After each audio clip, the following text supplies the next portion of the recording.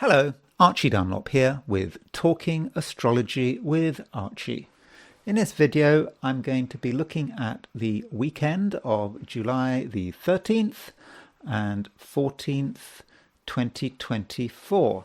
And of course, July the 14th is Bastille Day, when France celebrates the revolution. At least some people say it celebrates the revolution, that revolution that took place on July the 14th, 1789. Okay, that revolution was really about the storming of a pretty much empty fortress. But still, it's of great symbolic importance.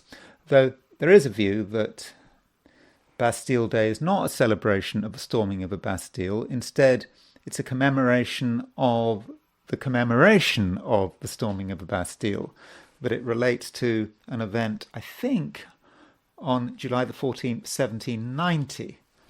And so maybe if you're of a monarchist, perhaps right-wing disposition, you might say, well, no, Bastille Day is about celebrating this event in 1790, not about celebrating whatever happened in 1789. But I do regard that chart, 1789, July the 14th, 1789, as the beginning of modern France.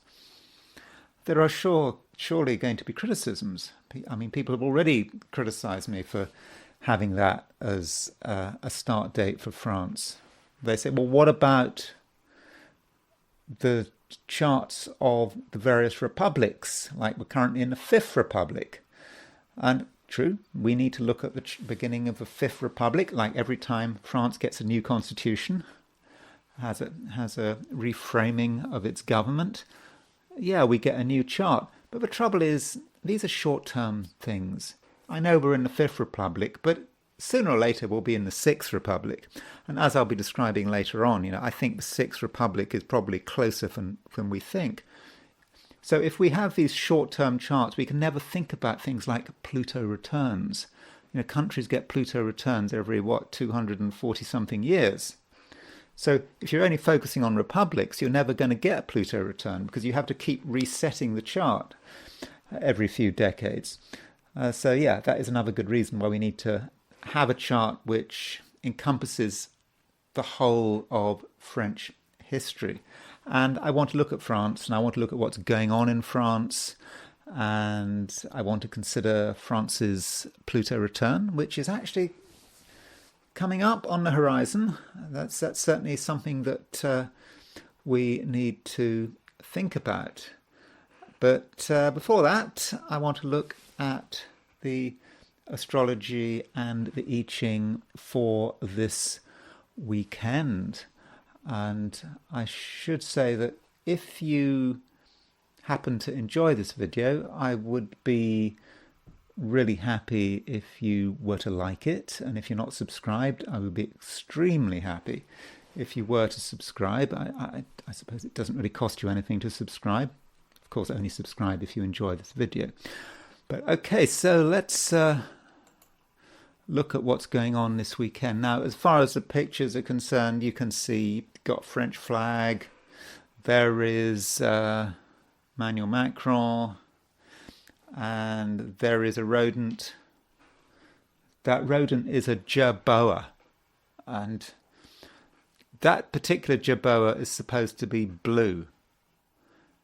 In French, I believe it's a something like a jerboa bleu. And jerboa bleu was the code name for France's first atomic test. And I do want to look at the chart for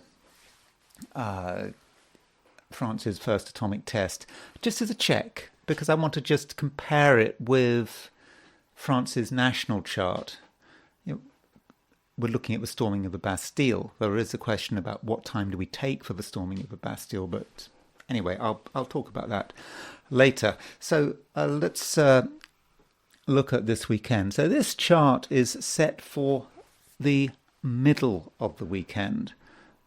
for midnight on Sunday, July the 14th. And you can see that the moon is in Libra. So the beginning of the weekend on Saturday is very much moon in Libra. And Sunday, eventually, the moon does move into Scorpio. The moon actually moves into Scorpio on Sunday at 15:53 in the afternoon, London time. So just before 4 o'clock in London in the afternoon, just around tea time. That's when the moon moves into Scorpio. Now, that will be much earlier if you're in the Americas. So Sunday morning we'll see the moon going into Scorpio. So that is a big difference. Moon moving from Libra to Scorpio. Libra is an air sign. Scorpio is a fire sign. Scorpio is a water sign. So with moon in Libra, things are very civilized. It's all about perhaps trying to behave, trying to understand the social dynamics around us, and trying to be logical. But then when the moon goes into Scorpio, things do get a little bit more complicated, because moon in Scorpio is an emotional placement, and it comes at a time when the sun is in Cancer. So you've got sun in Cancer, moon in Scorpio on Sunday, or for a part of Sunday. And so emotions could become more important, and it might be more difficult to express ourselves. So late Libra and early Scorpio do have one thing in common, at least from a lunar perspective, and that is they're all part of the Via Combusta. So the Via Combusta is a part of the sky between 15 Libra and 15 Scorpio. So throughout this weekend, pretty much, the moon is in the Via Combusta.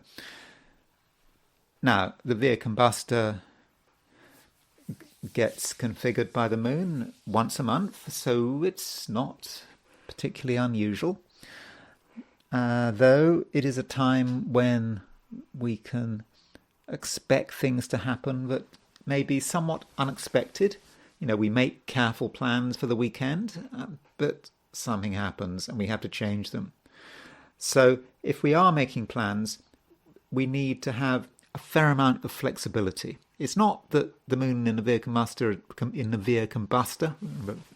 Via Combusta means the flaming path. It's not that the Via Combusta is especially unfortunate.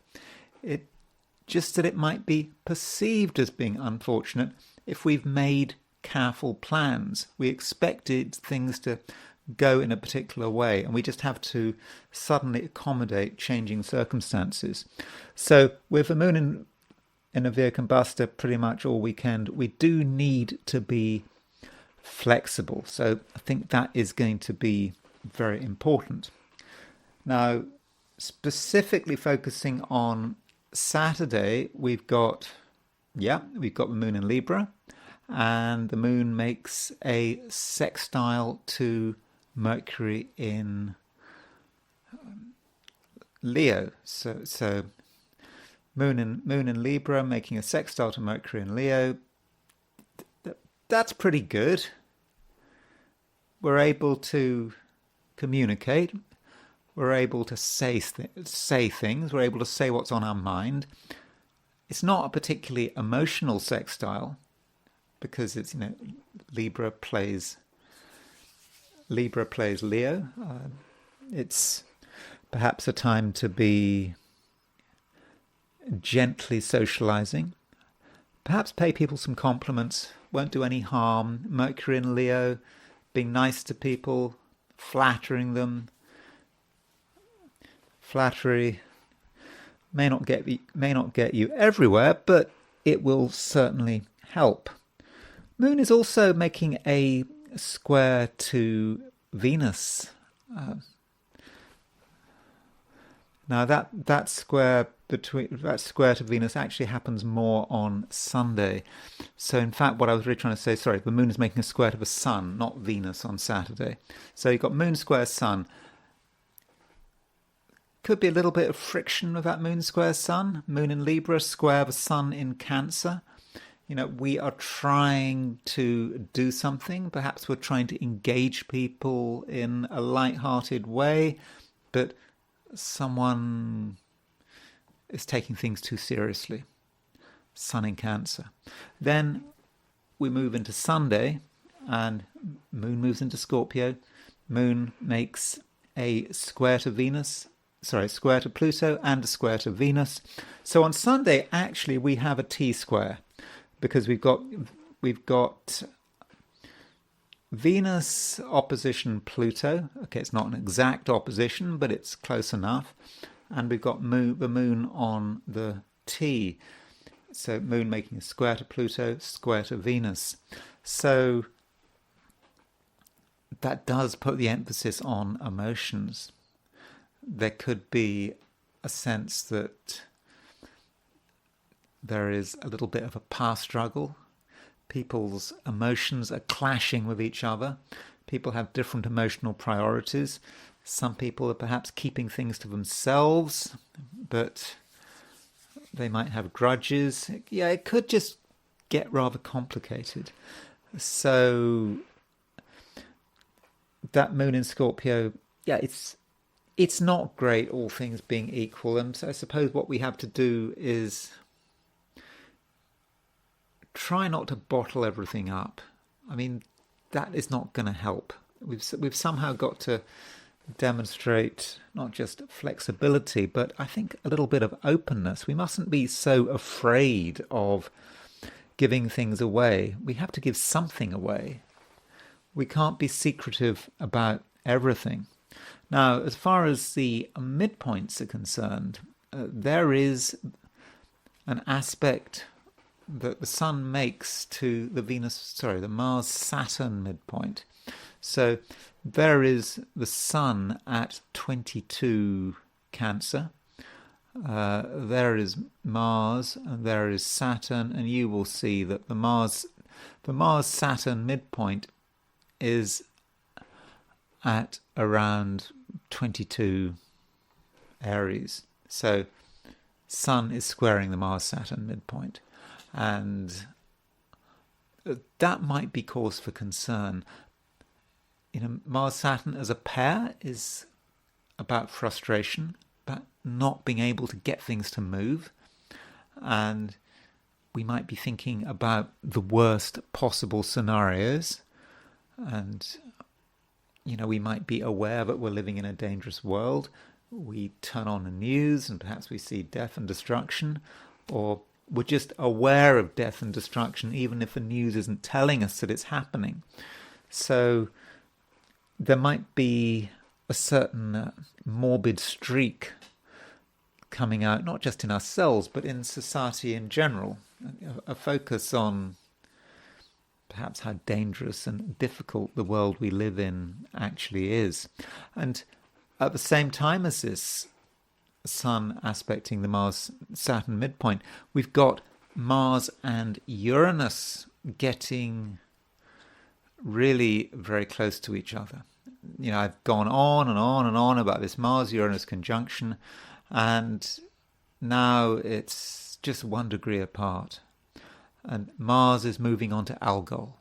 Algol is the fixed star associated with Medusa, the Gorgon's head, and things could just get a little difficult. Not necessarily in our lives, but it's more about the world around us. We do live in dangerous times. Though I suppose Mars conjunct Uranus, some of us may be more accident prone than usual. And this Mars-Uranus conjunction is just going to get more and more intense. And I think that this aspect is exact on Monday. And probably in my next video, I'm probably going to be talking a lot about this Mars-Uranus conjunction. I do think it's important, and it affects a lot of people and a lot of things. When I say people, I mean I'm not necessarily talking about ordinary individuals, but politicians, governments. It's connected with warfare, can be connected with warfare, and it can be dangerous. No doubt about it. Turning to the heliocentric picture for the weekend. There we go. We have two main aspects. First aspect I did talk about yesterday was a trine between Venus and Mars. And this heliocentric trine between Venus and Mars is exact over the weekend. Remember, it's heliocentric, not geocentric. So this trine, as I said yesterday, it's very charismatic. It's about attraction. It can be about sexual attraction. So now is a time to be perhaps telling people how wonderful you are. And if you want to be influential, now might be a good opportunity. It's easy to bring together the planets of, Mars is a male planet of male sexuality. Venus, obviously, the planet of female sexuality. They're working together nicely in this trine, and it may also just be about a societal obsession. From a societal perspective, sexuality may be important. It may, you may see evidence of this just when you perhaps look at the news, read the newspapers, look at the internet. It just strikes you. But still, it's a very charismatic trine. And so if you need to be charismatic, then I think that it should be relatively easy. And there is another trine going on heliocentrically, and that is the trine between the Earth and Uranus. Now that trine is probably going to be exact tomorrow, on Monday, but Earth trine Uranus is exciting, but it stirs things up, and so it might bring things to the surface. And I suppose we mustn't forget that there is a Mars-Uranus conjunction just around the corner, and so with Earth trine Uranus, it may not be about favourable events. It just may actually be just about dramatic events. So be on the lookout for that. And of course, it's happening over a weekend when the moon is in the Via Combustor. When the moon is in the Via Combustor, just about anything can happen. And it's certainly not a time to be making fixed plans. So that is the broad picture. And I now want to look at what's going on from the perspective of the 12 signs. So let me just switch the coordinate system. There we go. Okay, so these are my forecasts for the 12 signs for the weekend of July the 13th and 14th, 2024. Aries. Relationships could actually work out pretty well this weekend, especially on Saturday. The moon is in Libra, and it's, I think, fairly well placed in Libra. Libra is your opposite sign, and the moon is making a sextile to Mercury. So with the moon making a sextile to Mercury, Aries, I think it should be relatively easy for you to communicate, tell people what's on your mind. So if you're going to a party on a Saturday night, I think that things should go well. You'll have interesting things to say, but I don't think that it's going to be especially emotional. You'll just know how to get people's attention, and Aries in general, you know how to be the life and soul of a party, and you can be dynamic, and so you can bring to bear the creative energy that's locked up in that Mercury in Leo. And so I think that does look pretty good. And you'll be helped as well by the heliocentric picture. So from a heliocentric picture, we have got Venus trine Mars. So Mars is your ruler. Venus is the planet of relationships. So this heliocentric Venus-Mars trine is going to really help you to express yourself, to also be charismatic, to make the most of your attractiveness. And I think that people in general are just going to gravitate towards you without you actually having to do very much. And in terms of close relationships, I think Venus trine Mars is going to allow you and someone else to get closer together if that's what you want. But still, Aries, you can't get away from the fact that Mars is getting very close to Uranus. It's within 1 degree. It's moving towards exactitude. Okay, the Mars-Uranus conjunction is exact on, I think, Monday, but over the weekend, you're starting to feel a certain tension. Yeah, you can have moments of relaxation. You can have moments when you're the life and soul of the party, but still, there's a sense in which the tension is building up.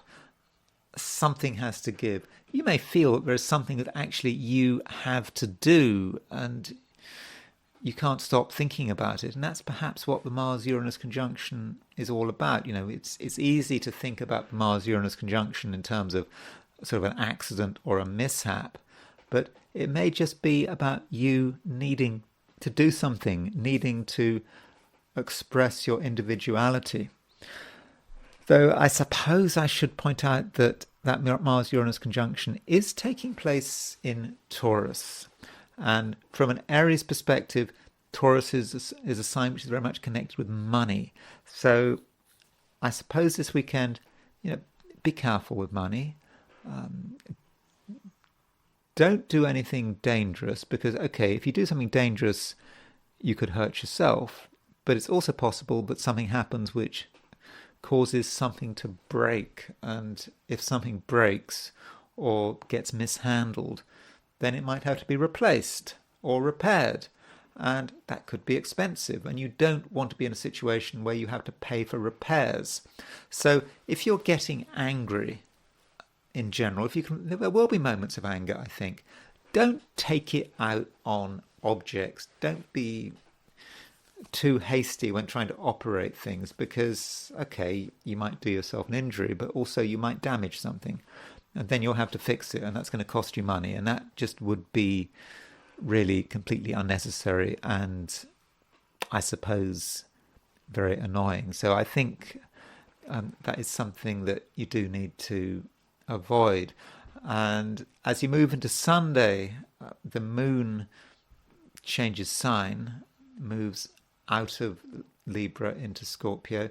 That might happen earlier in the day if you're in the Americas. Okay, it might not actually happen until tomorrow if you're in Australia and New Zealand, but still, moon moving into Scorpio just makes things a little more intense because the moon is moving from an air sign into a water sign, so your feelings start to become emphasized, and it's not something that you're entirely comfortable with because you're an Aries. Things just become too complicated. But I wouldn't worry about it too much because perhaps you're just seeing another side of life, and there are times when you do need to be emotionally intense. It may just be required of you. You can't just skate across the surface forever. But I don't see why it shouldn't be a useful weekend. It's just you have to understand the power of your personality and the power of your emotions, and you need to recognize if you're feeling tense and where that tension might be leading. And I suppose it's all to do with that Mars conjunct Uranus, which is really almost exact becomes exact on Monday. Taurus. Mars is getting close to Uranus, as I've just been telling Aries, and that does affect you because the Mars-Uranus conjunction takes place in your sign. It takes place in Taurus. So with that Mars-Uranus conjunction, I do think that you are going to actually know how to get attention. You're not someone who's easy to ignore. At least right now, you're not easy to ignore. And if you want to make an impression, it won't be difficult. People will just notice you are making an impression. And I don't actually think, Taurus, you need to push the point. Once you've got people's attention, you can just be yourself. You don't have to keep upping the pace, keep being angry, being too hasty. Just once you've got the attention, you can start to relax. Because, if you start using more power than you actually need to, then things could go wrong and you could just create a situation which fundamentally isn't helpful to anyone. So do take it easy if you possibly can. And as far as Saturday is concerned, I think it's especially important that you have some kind of routine for yourself. You do need to know what's going on Saturday. So perhaps you need to have a plan for Saturday. It shouldn't be a strict plan, and it needs to be a plan that can deal with unexpected events. I mean, after all, the moon is moving through the Via Combusta. Moon moving through the Via Combusta can create a certain amount of instability. So you've got to make sure that whatever plans you make, they're not writ in stone. They've got some kind of give to them.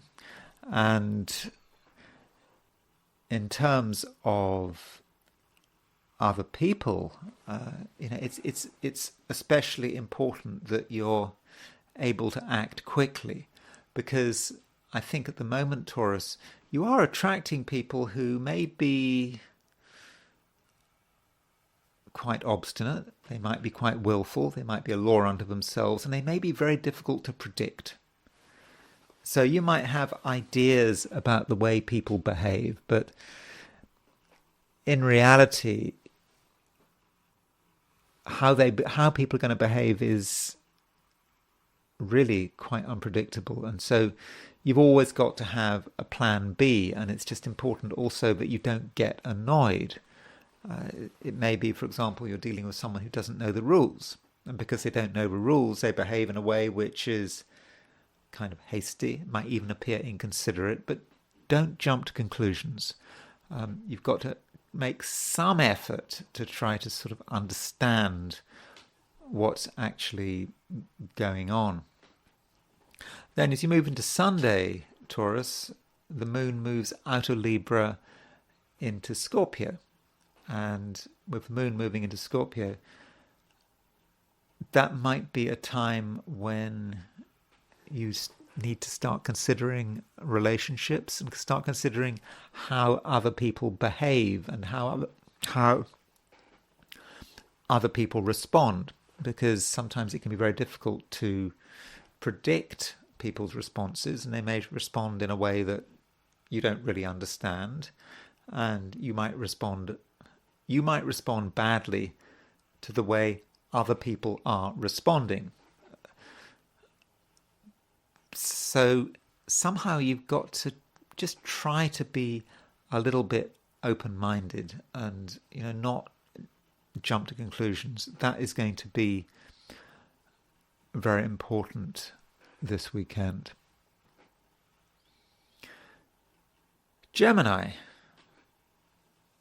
I would have probably thought that Saturday is going to be a better day than Sunday. On Saturday, the moon is moving through Libra, and Libra is an air sign, and of course you, Gemini, are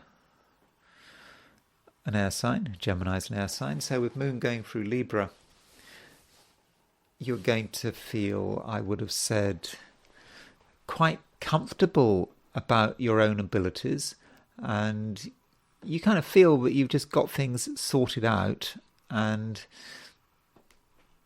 in most cases you understand how to respond in an effective way. And I think you're going to be helped by a certain playfulness. It's always important for Geminis to be somewhat playful and not to take things too seriously.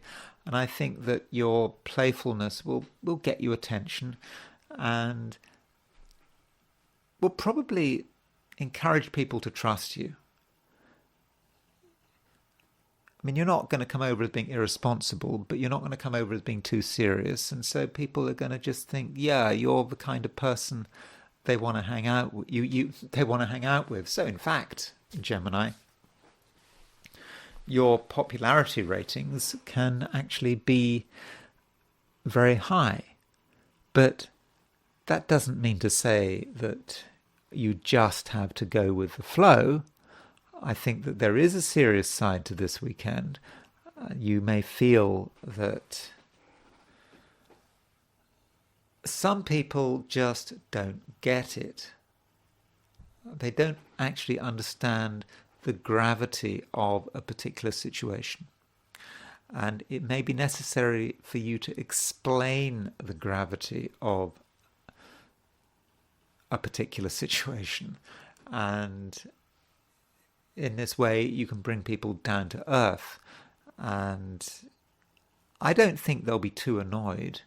I think in the middle and long term, they'll actually be grateful that you pointed things out to them. So it's like if you have a thought that someone is doing something wrong, or that someone doesn't understand it, then you probably need to act on this thought. It's easy to just say, well, it's just a thought. Why cause trouble by telling people what's on my mind, what's on your mind? Just have an easy life. But no, if you really do feel that something is wrong, then I would suggest that you're quite open about it, and I think that people will understand it if you're honest and you're upfront and you're reasonable. Then I think that is definitely the right approach. As you move into Sunday, Gemini, I suspect that things are going to get a little more serious.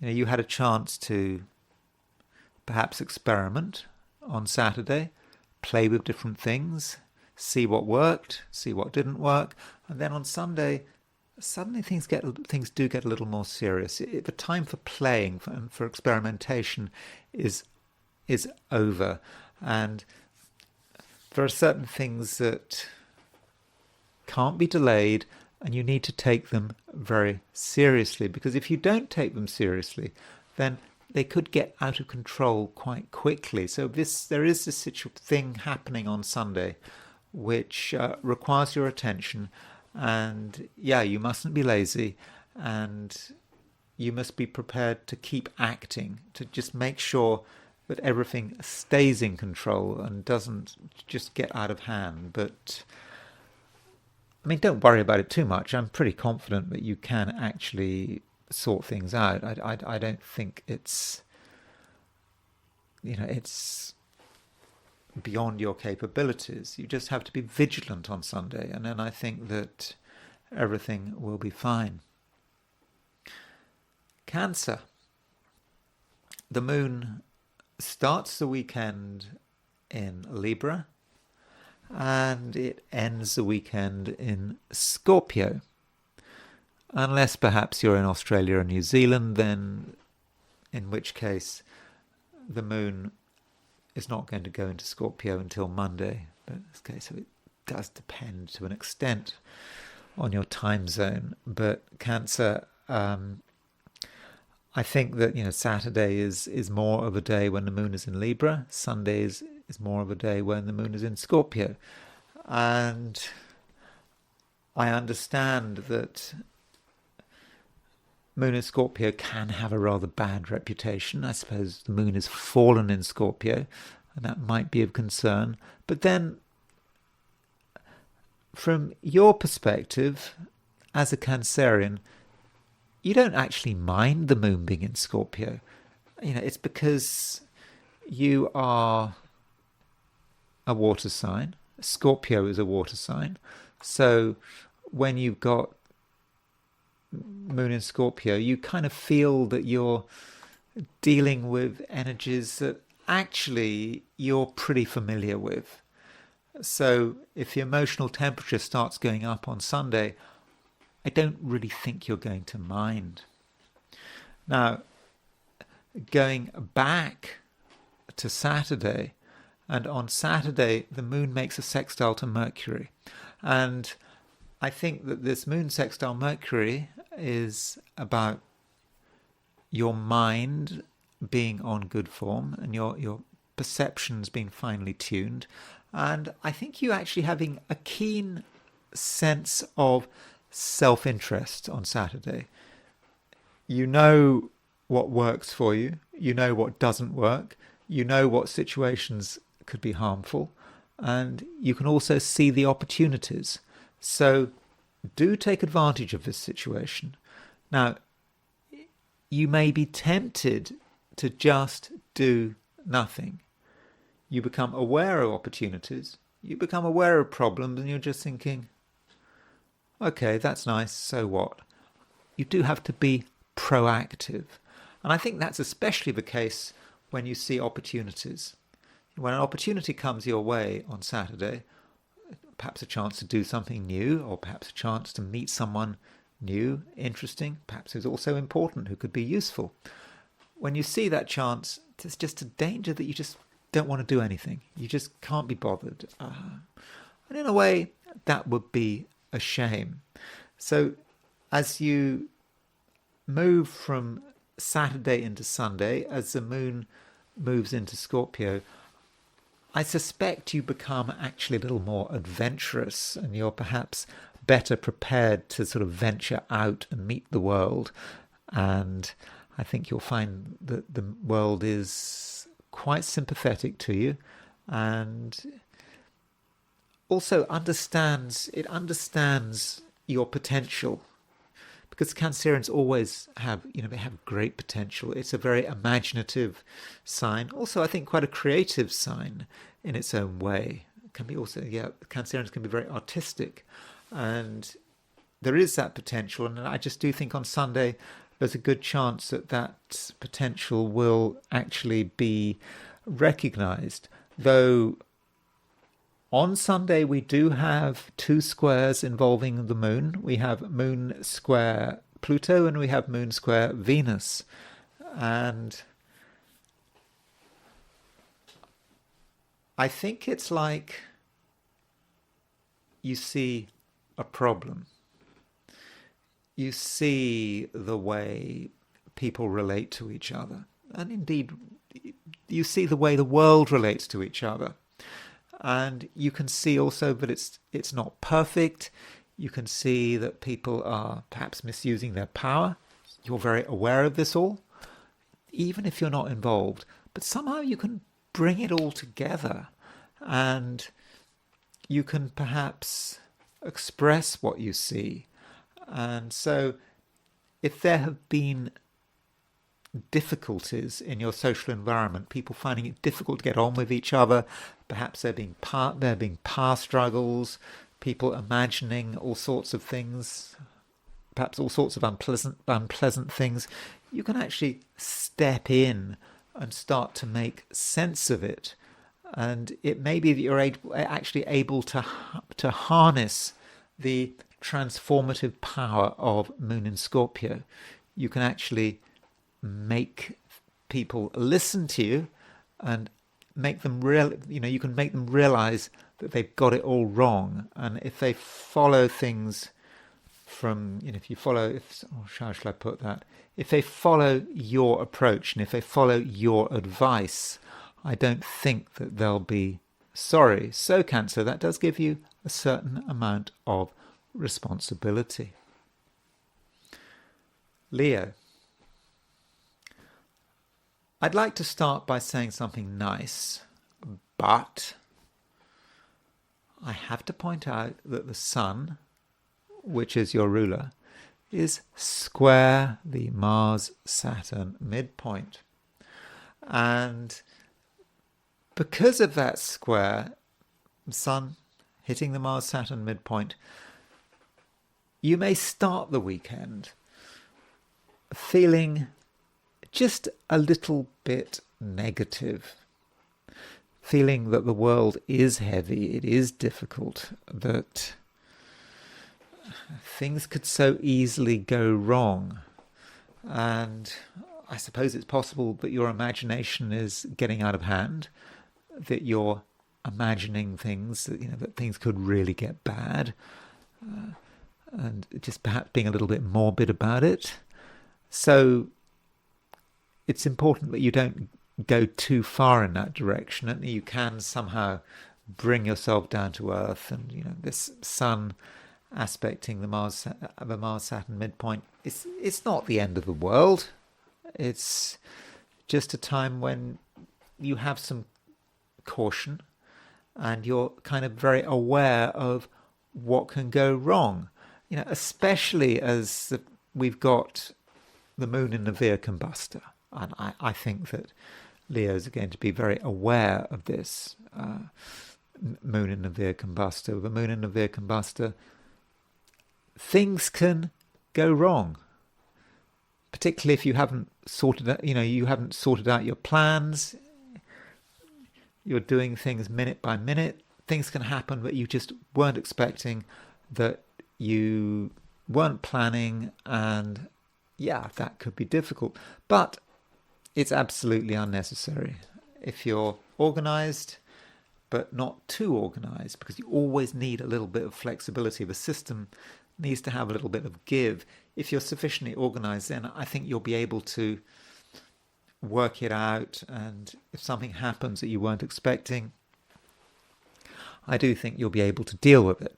Still, we can't avoid the fact that there is a conjunction between Mars and Uranus, and this Mars-Uranus conjunction is taking place in Taurus, which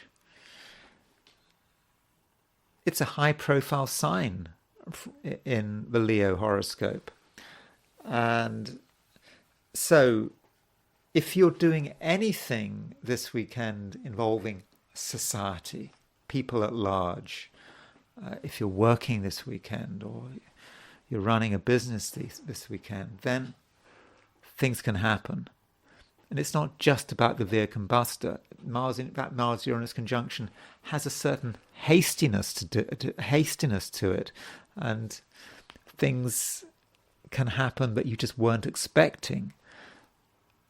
But maybe you can turn that Mars-Uranus conjunction to your advantage. If you want to have a big impact on the outside world, then you really can. I mean, it's going to be quite unmistakable. So interestingly, I don't know whether you're looking at this chart from a perspective of the ascendant or the sun or the moon, but if you're looking at it from a perspective of the ascendant, then there are sort of echoes there of Donald Trump. I mean, Donald Trump has got Leo rising, and so Donald Trump will be very much, I think, impacted by this Mars-Uranus conjunction. Of course, you're not Donald Trump. Donald Trump has perhaps unique pressures because a lot of people don't like him, and that Mars-Uranus conjunction over the weekend and into Monday could present him with some problems. But it could present him with some opportunities. Indeed, it could present you with opportunities. Sorry, I don't want to necessarily make a comparison between you and Donald Trump. I was just pointing it out that Donald Trump has Leo rising.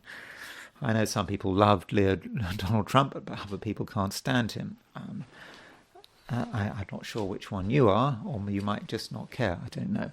But still, with this Mars-Uranus conjunction, Leo, I do think that you can actually have a big impact. You can actually force people to notice you. They might not want to notice you, but I think you can make them notice you. And I think it can work in your favour, and perhaps you have an opportunity to spring a surprise, do something that people weren't expecting. And when you spring that surprise, you have the advantage. You have just that. You have the initiative. You have the advantage, and perhaps you can just push forward with your agenda. Now, as far as Sunday is concerned, the moon does change sign. The moon does move into Scorpio. And with the moon moving into Scorpio, you may need to give yourself more space. So as the weekend unfolds, as you move into Monday, you're going to need space. You're going to need room to relax and to be yourself. And you don't want to have your attention completely sort of blocked and overwhelmed by outside forces. Yeah, you need space in which you can actually think and sort of work out your next move. And it might actually at first sight be a bit irritating, because I suppose in some ways you would just love to be out there, getting attention, being the centre of the universe. But on Sunday, not really. You might like to be at the centre of things, but I think if you're honest with yourself, you'll understand that you need a bit of space, a space in which you can just recharge your batteries and perhaps just recenter yourself. Virgo, you are in some respects a little bit of an authority. There are certain areas in which you really understand your stuff better than anyone else. So Virgo, it's important that you are able to identify those areas. You can, tell yourself, where you have expertise, and this expertise is going to be second to none. And it's not just going to be about expertise, it's just going to be about knowledge as well. And once you are on your own ground, when you're in an area that you just completely understand, like the back of your hand, you can't really be touched and you can't really be argued with. And so you can then approach the world from a position of strength. You're the one who's in authority. And I do think that people will listen to you and they will take you seriously. And I think that's going to become increasingly so as the weekend progresses, as you move from Saturday to Sunday. You're able to really express your authority very well. And people will respect you, and at the same time, they're going to listen to you. I mean, it may take a little bit of practice, but once you get into your stride, then you're the one. You're at the centre of things. And I don't think that you're going to be contradicted. And at the same time, you'll just be able to demonstrate a kind of an inner power. that you are centered, that somehow you have this wisdom which can't be argued with. So, Virgo, that probably puts you in quite a strong position. Of course, it's important that you don't completely believe yourself. Just because you're certain about something doesn't mean that you're always right. You may be right in 90% of cases, but there's always that 10%. So don't have total, complete, 100% confidence in yourself. Always make sure that you have got your facts right. Don't be afraid of doing research. Don't be afraid of asking people questions. And if you do that, then I think it's going to be a good weekend when I think that people are going to trust you, and I think if you can just show a little bit of humility as well, that's going to make things even better. Libra. It's going to be important this weekend that you focus on your strengths and you understand what you're good at. And perhaps what you can really benefit from is a trine between Venus and Mars. Now, this trine is not geocentric. You won't, of course, see it in a regular horoscope. It is a heliocentric trine. So you need to look at a heliocentric chart to see this trine. So Venus trine Mars. Venus is your ruler. It's trine Mars.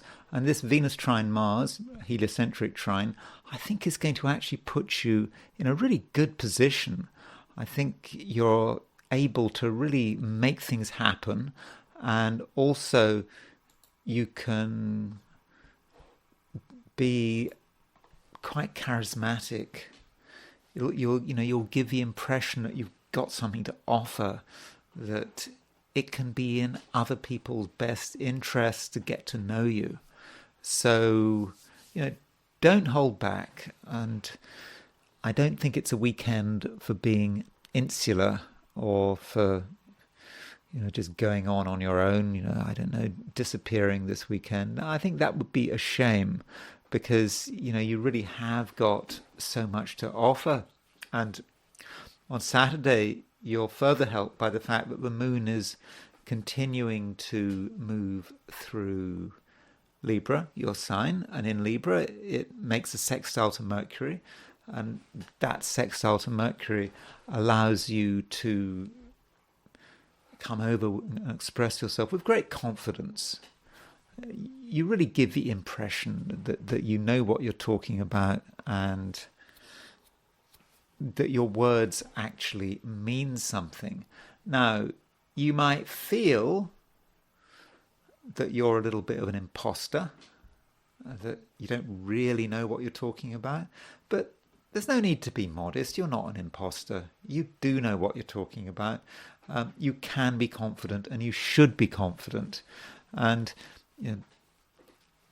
right now people need someone like you. We are living in chaotic times, and so if someone like you can come across as being decisive, coherent, and also confident, that's great. And that is definitely something you can do. But it's just important that you are able to deal with variety. So if you make a special effort to interact with the world this weekend, you should expect there to be events which are perhaps outside your normal experience. Events which in the first instance might throw you. You might kind of not know how to respond, but don't panic. If something happens, particularly on a social level, that you've never seen before, or you haven't seen very often, just go with the flow. Librans are very sociable people, and they can deal with the ebb and flow of the social tides. And sometimes things happen that you hadn't planned for, but I think you can improvise. It really shouldn't be a problem. Turning to Sunday, Sunday's probably a little more complicated from Saturday because the moon is moving into Scorpio. Moon moves out of Libra into Scorpio, and that might be a little bit disconcerting. But what you have to do is perhaps understand what it means, because when the moon moves into Scorpio, it starts to put the focus on your resources.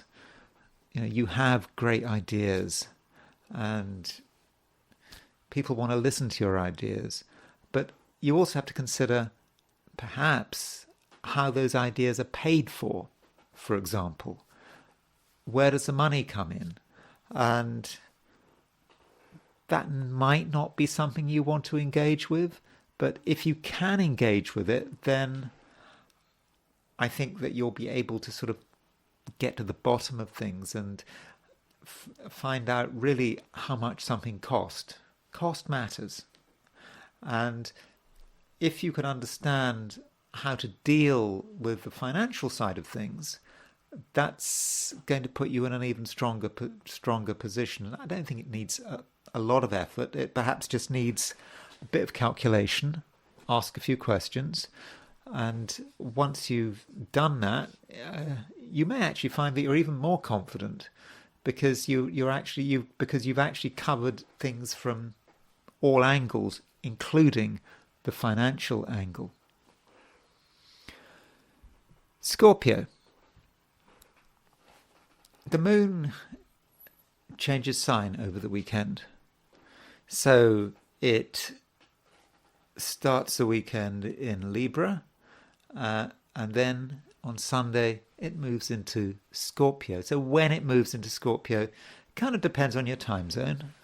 It actually may not move into Scorpio until Monday if you're in Australia or New Zealand, but I think for most of us will at some stage on Sunday experience the moon moving from Libra into Scorpio. And so while the moon is moving through Libra, Scorpio, you may feel that perhaps you need to hang back a little. You don't really want to be in the fray. Perhaps you're just concerned that you don't want to take risks. And that would, of course, be quite reasonable because we do have the growing influence of a conjunction between between Mars and Uranus. And this Mars-Uranus conjunction, it is taking place in Taurus, which is your opposite sign. And perhaps you understand with this Mars-Uranus conjunction that other people can be deceptive.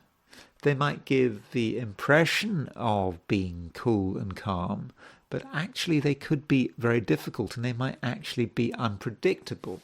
So don't make assumptions about other people. In fact, you can't make assumptions about other people. And people can get angry, they can get annoyed.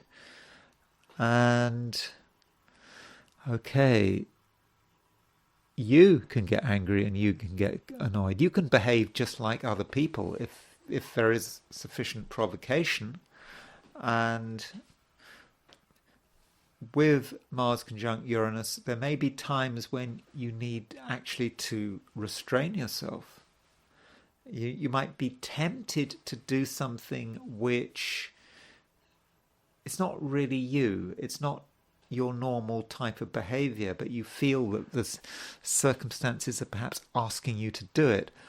I think you have to be somewhat disciplined. Just because it feels right, it doesn't mean it is right. And also with Mars making a conjunction to Uranus, don't trust people, particularly if they're trying to involve you in their plans. So someone might tell you that something is okay, but it's a quite reasonable thing to do, particularly if you're dealing with something physical. You know, it might be, I don't know, it might be hiking in somewhere dangerous, or doing some kind of activity that is high energy. You might just say, oh well, that's if someone tells you it's okay, then it must be okay. Don't trust people. Always assume that the other person doesn't know what they're doing, or perhaps that the other person is perhaps being unreasonably impulsive. So you have to make decisions, and you have to put your foot down if something appears to be not right, or that appears to be dangerous. And you may have to, of course, be disciplining yourself, because you might be the one who is inclined to take a risk. And I don't think this weekend is really a time where you should be taking risks. So on Sunday, though, the moon does move into Scorpio. And I think the moon moving into Scorpio is a good thing, because with the moon moving into your sign, it might just feel that you've arrived. You were waiting for something to happen. You weren't quite ready to be doing anything. But now the moon is in Scorpio, you just feel a sense of comfort, emotional comfort. You may not fully understand what's happening around you, but you know what is required of you to understand what's going on. And it may just be that you need to just stay where you are, soak up the vibes, and soon enough things will become clear, and you can start to harness the power of your sign. Sagittarius. It's still the case, Sagittarius, that Jupiter is aspecting the Sun-Pluto midpoint. So Jupiter has been aspecting the Sun-Pluto midpoint for some time, and you're in a position where you can continue to benefit from this. I mean, I do think that this is a fortunate aspect, because it gets you in tune with your fundamental power. Sun-Pluto is about you, and you being really very obsessed and concerned with getting your way and harnessing the power of your true personality, the person you really are. And you're not going to want to compromise. It's all about you, and it's right that it's all about you. And at the same time, you don't have to be selfish, because in a way you can be yourself without getting in other people's way. In fact, people want you to be yourself, because you have got something very particular to offer.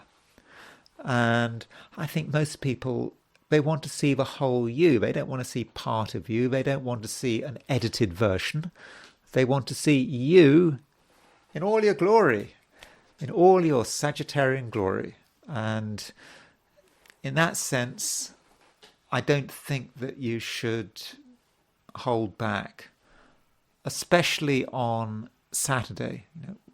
On Saturday, you've got the moon making a sextile to Mercury, and so with moon sextile Mercury, you've got all sorts of ideas. You've got all sorts of ways of doing things which you want to talk about, which you want to explain, and it just comes over really very well, and you just come over as, I think, as being an interesting and exciting person. On Sunday, a slightly different picture, because the moon is moving out of Libra and into Scorpio. So with the moon moving into Scorpio, you may feel that it's all become too much of a good thing and that you need to slow things down a bit. And also, you just may feel that there are some things you just want to keep to yourself. You know, you've given so much, but you can't give everything. And perhaps you're of a view that not everyone can understand or appreciate what you're trying to put out. You know, you don't want to be shocking. And you're aware that you could do something to shock, and you probably don't want to shock, especially on Sunday. And so it's better to hold things back and to have a certain sense of discretion. And I don't think that that is a problem. And I also think that there may be work to be done on Sunday just on your own. Perhaps because you're getting some insights, new insights, and it just takes a little bit of time to understand what these insights are all about, and you can't really talk about it with other people because they wouldn't understand. And you need to just work things through on your own on Sunday, and you won't just be protecting yourself, but you'll also be making sure that you are making the most of the insights that are coming your way thick and fast. Because processing insights to begin with is quite a private process. Finally, I should point out that there is a conjunction between Mars and Uranus. And, this Mars-Uranus conjunction, could take many forms. But I think for you, it could be a little bit dangerous, perhaps in a physical sense. You might be inclined to do something that's a little bit uncharacteristic, or something you're not very used to, or you might take a new route, or just do something that you hadn't done before, and because of your lack of familiarity, it might go wrong. It seems exciting, but it might be so exciting that I don't know, I suppose you could do yourself an injury, or you could break something with this Mars conjunct Uranus. And so I would have said this weekend and into Monday, because obviously this Mars-Uranus conjunction is exact on Monday. So for the next couple of days, just be very careful and don't raise your voice. There may be a temptation to raise your voice in certain situations. If you raise your voice, I don't know, you might lose your voice. So don't shout. And I suppose if there's any part of your body which is going to be vulnerable over the next few days, it's probably your throat. So steer clear of pollution, maybe allergies, pollen, maybe food that you're allergic to. So be a bit careful there. I mean, I don't want to get you worried, but I suppose my job of it as an astrologer is to just look at your chart and think about all the possible things that could go wrong and tell you about them. And chances are nothing will go wrong, but still I've sort of done my duty, haven't I? Capricorn, you do feel that you've got something to offer. You also feel that not everyone is going to be prepared to accept the offer, but it's up to them. So, Capricorn, you've perhaps got some good advice to give people, if people want to listen. And I think this advice comes from deep thought, combined with just wisdom and experience, and it's really available to anyone that wants to listen. So if you do get a chance to help people through your advice, then I would really recommend that you do this, that you are prepared to dispense this advice. And if other people want to ignore you, well, I mean, that's their problem. Though at the same time, it's going to be very important that whatever advice you give, indeed, whatever you do this weekend, however you express your leadership, and I think it is leadership, and I think that Capricorns do want to lead, especially on Saturday. However you do it, I think it's important that you do it on your terms. It's not something that can be compromised. If people don't like your style of leadership, then that's got nothing to do with you. You don't change your style of leadership. If people don't like the way you dispense your advice, really, that's their problem. It's got absolutely nothing to do with you. So you've got to be genuine. That does matter. And it's not really a time to mince your words. So if you have got something to say, you can't really change what you have to say, because it's really all there, isn't it?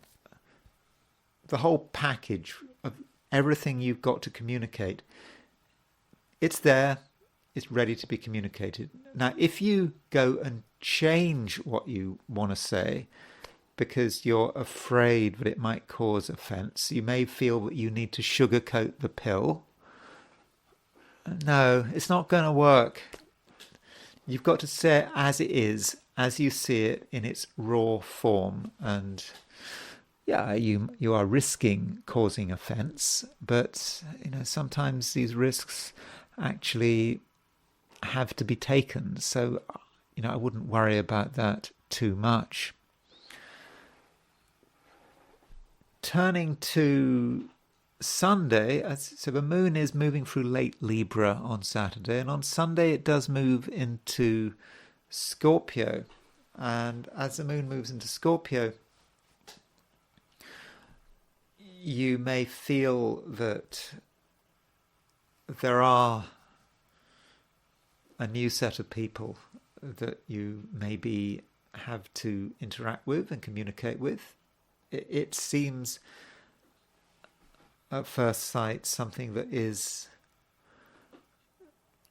very natural, but as you move into Sunday, it occurs to you that wherever there are people, there are complications. No one's simple. People just can't be simple. They take everything seriously. That doesn't mean to say you have to ignore people or avoid them. You just have to be aware that it's just difficult to find simple people, simple, uncomplicated people. Just everything has to be complicated. Everything has to be about some kind of power struggle. And I think the problem is that you've got this Venus-Pluto opposition. Okay, the Venus-Pluto opposition was actually exact on Friday, but it's still around. And the moon is making a square to Venus, and the moon is making a square to Pluto. And so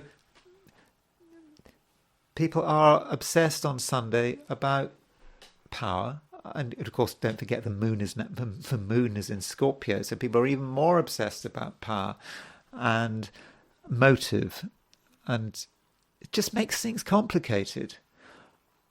But I think these complications are something you can navigate. Just be a Capricorn, be down to earth, and perhaps in some cases you just have to ignore the complications. Yeah, you understand that some people are trying to make things difficult, deliberately so, but perhaps you should just pretend that you haven't noticed. Aquarius. The moon is in late Libra on Saturday, and with the moon in late Libra, you feel that it's a time of discovery. You understand that you haven't got all the answers, and that there are just new things to find out about. And I think that you can be pretty successful in terms of making these discoveries. And these discoveries can take many different forms. It may just be that you're talking to someone about nothing in particular, then suddenly you hear something that is just amazing. It's just something you had not occurred to. It had not occurred to you at all. And as a result, you might feel that you just want to change all your plans. Now, it's not a good idea to literally change all your plans, but you might want to refocus a bit in light of what you hear. So, that is one possibility. Do not discount the spiritual side of things. A spiritual discovery is just perhaps about something coming from the blue, from out of the blue. And that it's perhaps some higher force trying to communicate with you, trying to tell you something.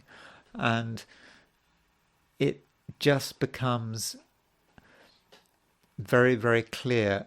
And it's helped by the fact that the moon is making a sextile to Mercury. Moon sextile Mercury, the moon is in an air sign, Aquarius, you are an air sign, but it makes moon sextiles Mercury.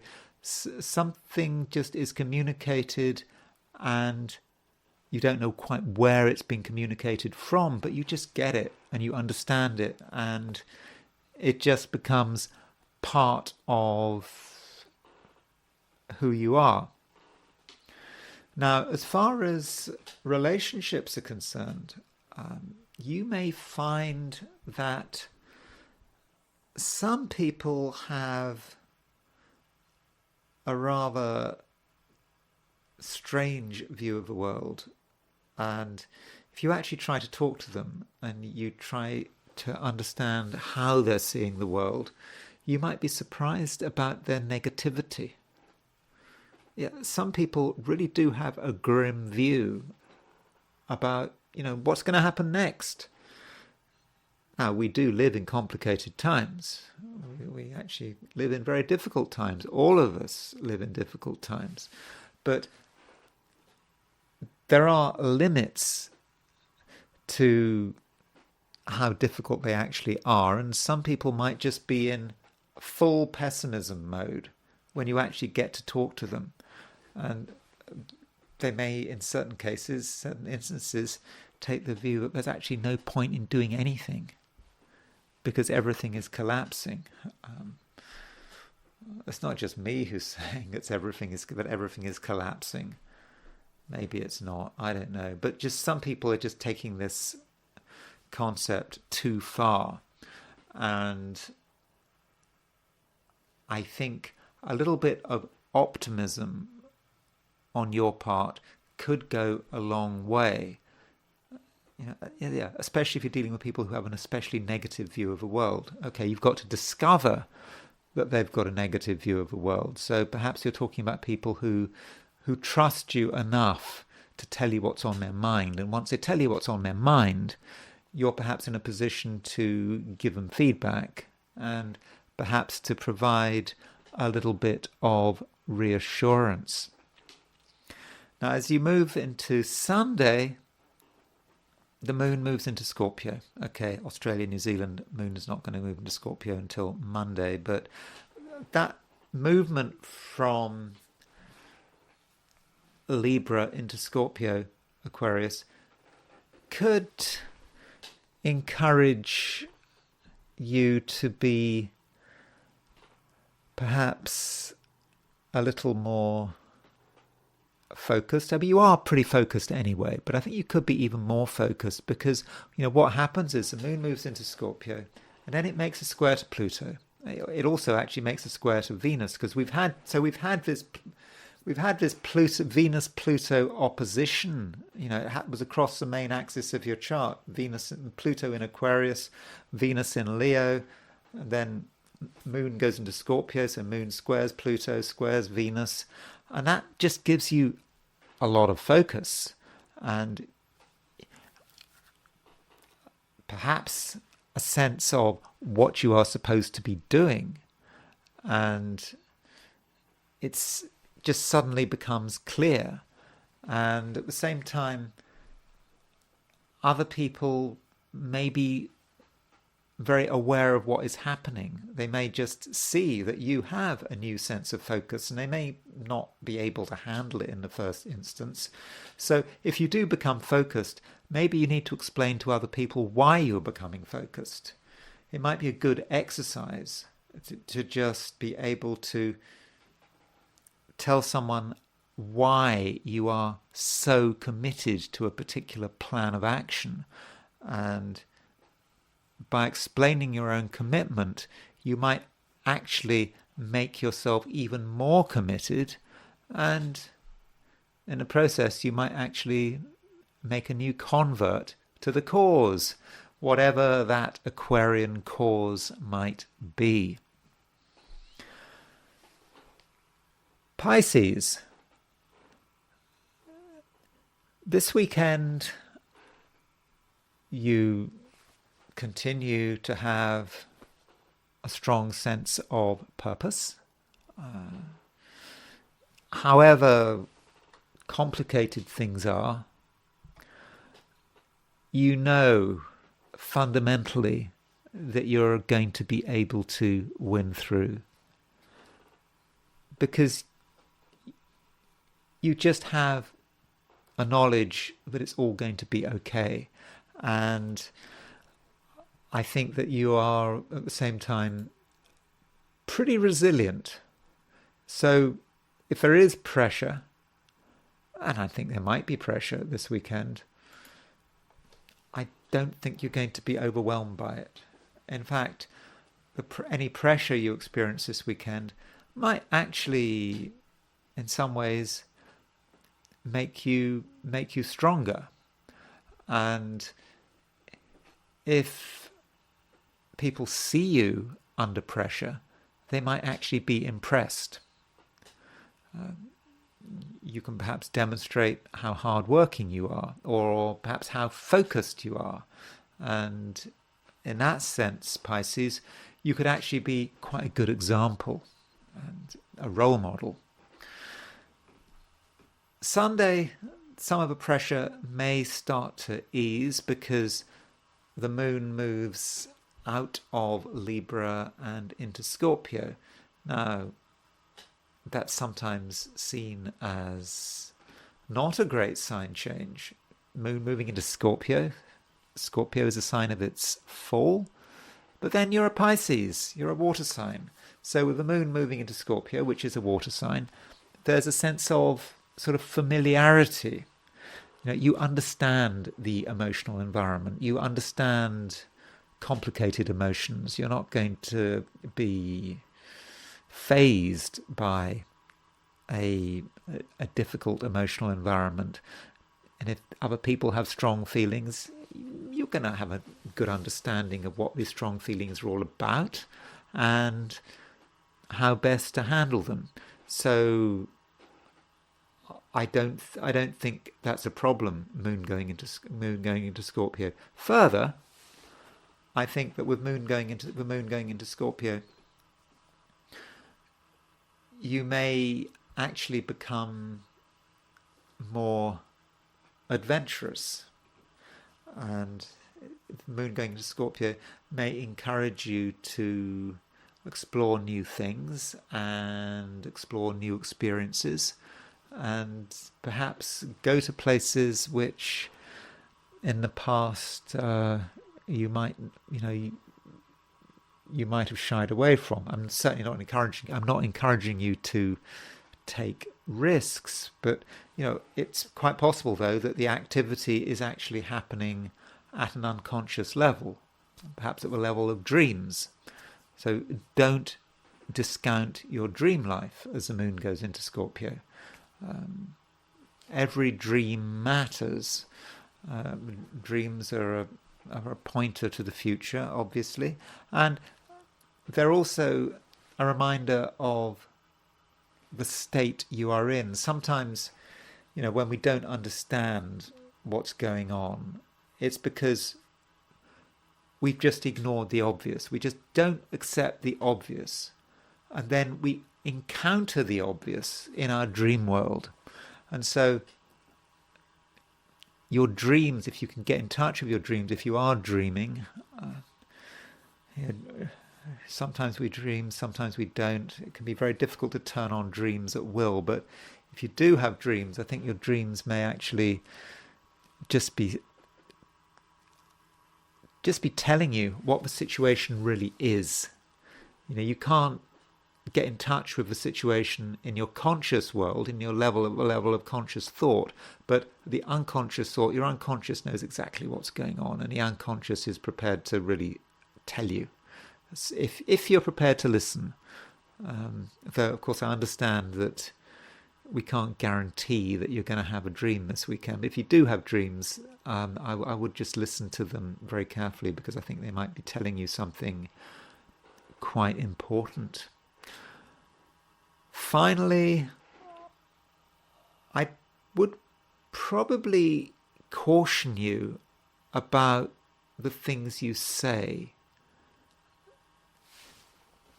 There is we've got this conjunction, haven't we, between Mars and Uranus, and the conjunction is exact on Monday, and I think that you're beginning to feel the impact of this conjunction, and it's making us all feel tense, regardless of one's sign, and it's certainly, I think, making you a little bit tense, and the tension could spill out in terms of the words you choose, the things you say to people.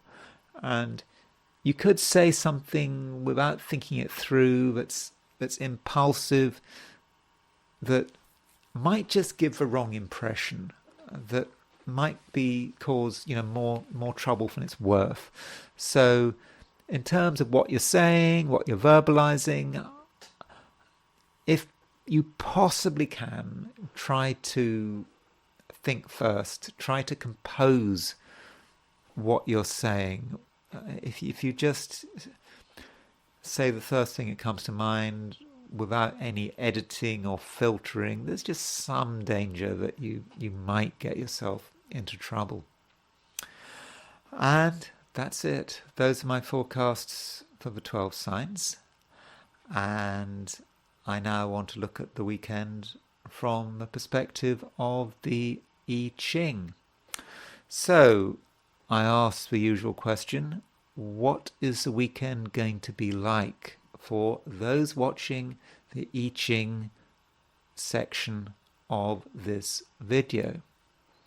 And the first hexagram I got was number 12. Standstill. I'm sorry. It's not a great hexagram. And it doesn't move. There are no moving lines. So it's the one and only hexagram. But the fact that it doesn't move may just indicate that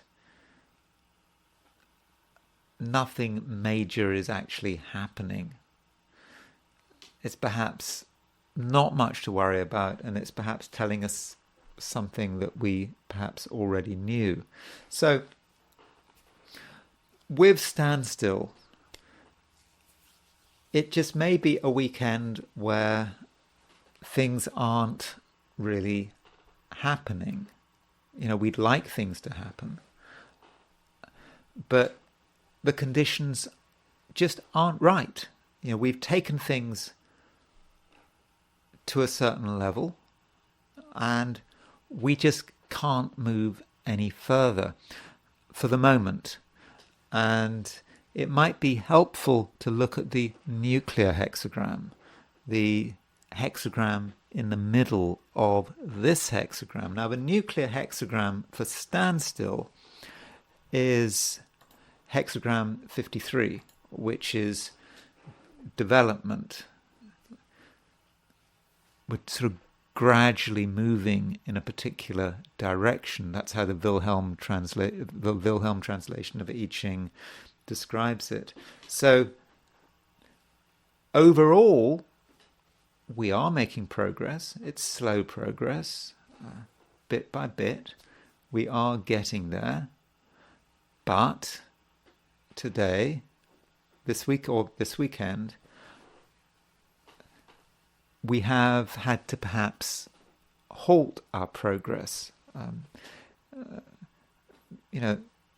The war is going fine, but this particular battle or even a skirmish may not be going fine, and we perhaps need to just retreat because the situation is just not good enough. And I suppose we need to think about why it might not be good enough. There may be a personnel issue. When we look around us at the people we're having to deal with, the people we're trying to cooperate with, they may not be up to scratch. The I Ching warns us with hexagram number 12 that we've got to watch out for inferior people, maybe even evil people. Let's not exaggerate, but they might be up to no good, but perhaps they're just not at our level. I know that sounds a bit arrogant, but this is all about us, isn't it? You consulting with I Ching, I suppose, have got to put you in a certain position of superiority here, but people just not at your level, not up to scratch, and you can't expect them to be. And the inferior people are in the ascendancy right now. And so that's another good reason just not to do anything, just to accept the situation. It will improve. But just right now, this weekend, you can't expect much to happen. And I suspect that's going to be particularly on Sunday. And I'm thinking maybe this refers to the fact that the moon is in the Via Combuster. So with the moon moving through the Via Combuster, things can happen that we just weren't expecting. We expected people to do what they were told. We expected people to just follow the plan, but they didn't. That's Via Combuster. In a way, it's no one's fault. People are a law unto themselves. Events happen. People respond badly to events, and it just gets nowhere. And then, as the weekend progresses, the moon moves from Libra into Scorpio. Okay, the moon was already in the Via Combuster in late Libra, but then it moves into Scorpio. The beginning of Scorpio is arguably one of the worst places for the moon to be in. Moon in Scorpio can be stubborn, it can get stuck. Moon has fallen, so things just don't work. And, if we did try to make things happen, remember, moon is in the Via Combuster, things would go wrong. So it's best to just withdraw. It's about standstill, just accepting that it's just time to just put things on hold, and then sooner or later, perhaps next week, things will improve. And although don't forget, and maybe the I Ching is kind of reflecting this as well, Mars is making a conjunction to Uranus. In conjunct Uranus can create all sorts of problems. So that's another good reason, perhaps, for just putting things on hold. Just wait until the situation starts to clarify. And that is I Ching. And now I want to talk about France. Now, I have already talked about France, and I'm a bit wary of talking about France because I don't really know a great deal about France. My French is rudimentary. I did actually at school, I spent 8 years. I had to learn French for 8 years, and it didn't do me any good at all.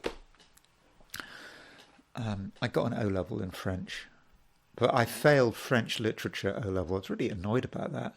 But I did get an O-level in French, but that was a long time ago, and my French is really rudimentary, and my pronunciation is terrible.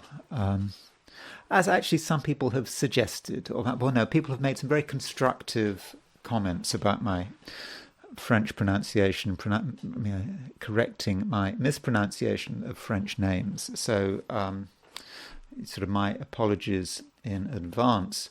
So let's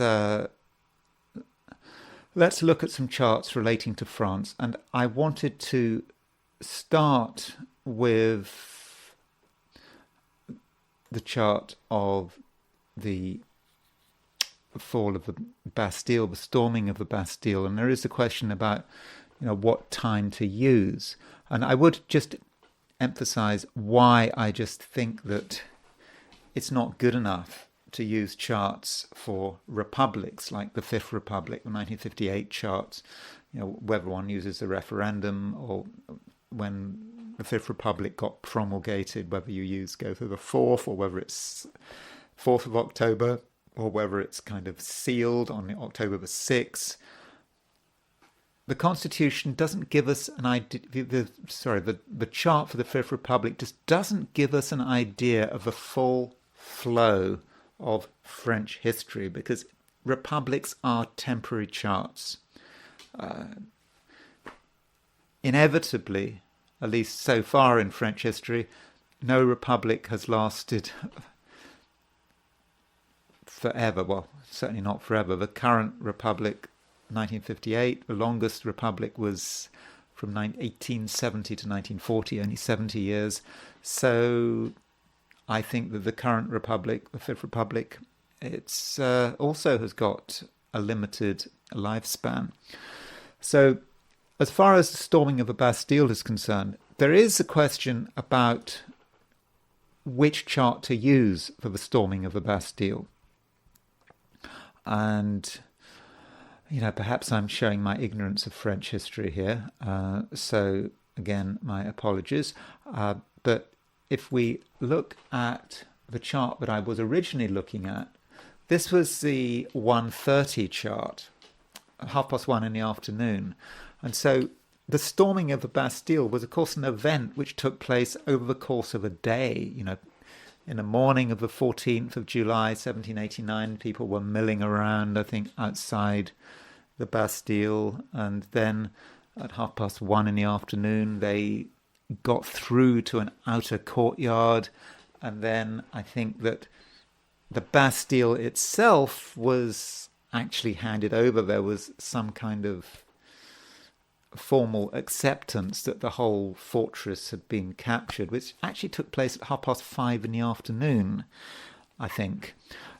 So we then, if that's the people milling around and getting through into the outer courtyard, then the actual finish when the Bastille is taken would be this chart here, where you've got 17 Sagittarius rising.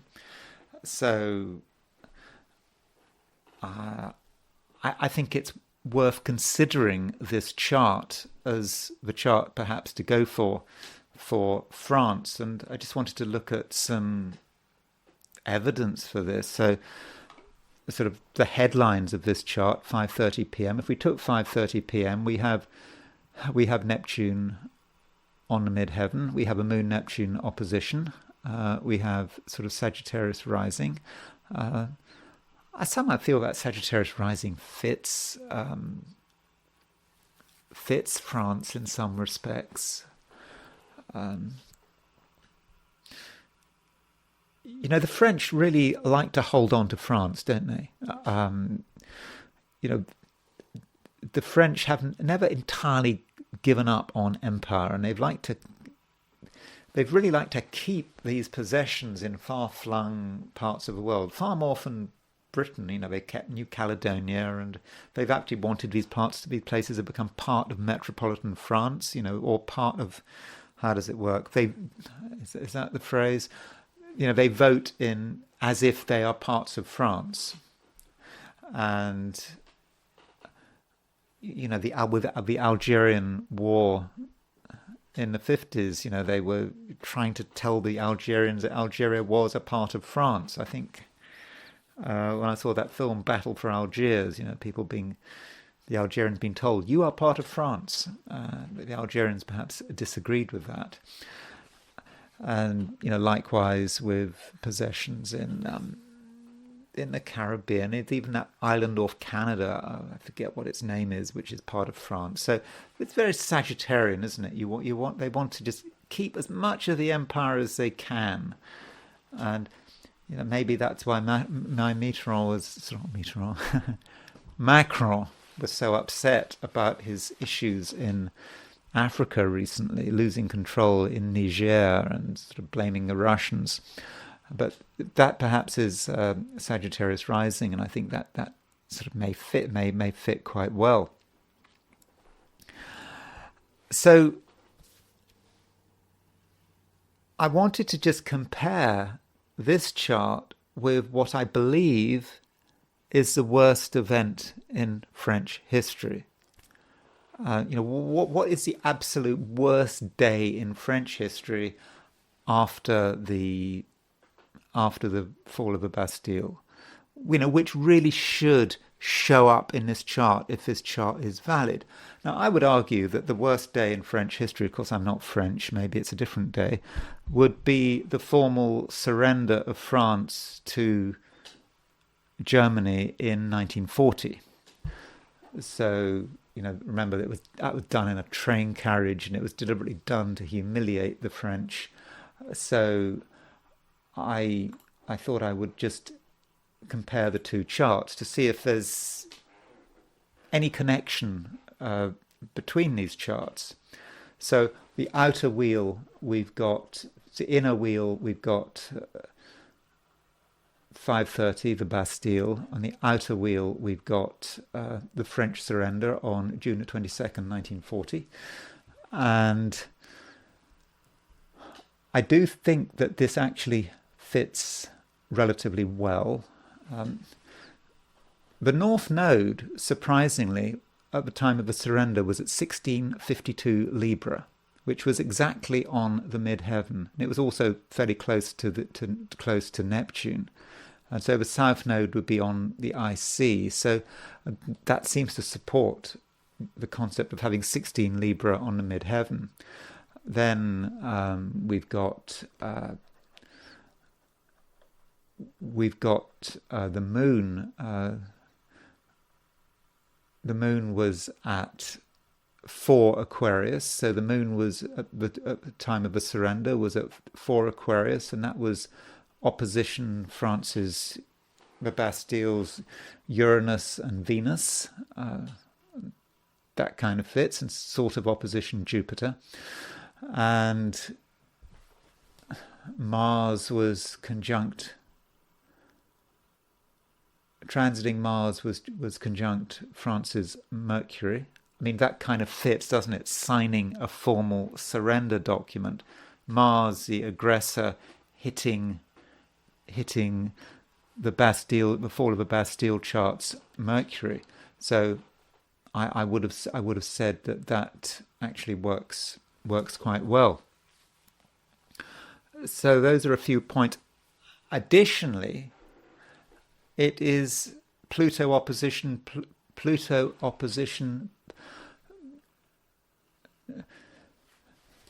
Not Pluto. Pluto is, Pluto is coming up to the opposition of Pluto. So Pluto was at 1 degree Leo when that happened. So it's not quite there yet, but, quite a few years to go. But Pluto is now in the opposite sign of France's natal Pluto. So that's perhaps the beginning of some imperial crisis, sort of a crisis in terms of the country.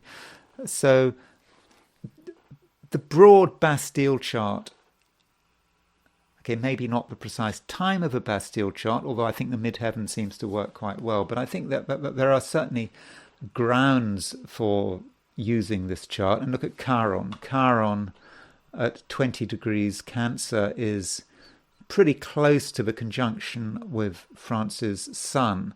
So that's one event in French history that does seem to work. Another event in French history, likewise not something to write home about, is France's another defeat, another surrender, and that is its surrender at the Battle of Dien Bien Phu. So Dien Bien Phu was this battle in North Vietnam, where France really likes to hold on to its colonies with Sagittarius rising, and one colony it wanted to hold on to was Vietnam, and Dien Bien Phu was this battle in North Vietnam where the French were surrounded by the Vietnamese, and it was this brutal battle, and the French were defeated, and there were French prisoners, and it was a national humiliation.